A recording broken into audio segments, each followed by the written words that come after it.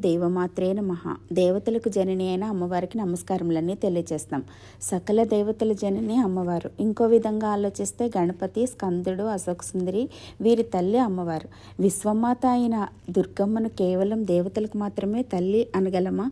అమ్మవారి పాదాలను శరణువేడి అమ్మతత్వాన్ని అర్థం చేసుకుని అమృతతత్వం వైపు ప్రయాణించే ప్రతి జీవి అమ్మ భావనలను తనలో నింపేసుకుని భక్తుల మదిని తన నివాస స్థానంగా చేసుకున్న సాధకులంతా దేవతా స్వరూపాలే అని అర్థం చేసుకోవచ్చు. అట్టి దివ్య సాధకులు అందరికీ అమ్మవారు మాతృస్వరూపిణి. దీన్ని బట్టి దేవతలు అంటే అమ్మ సాధకులు.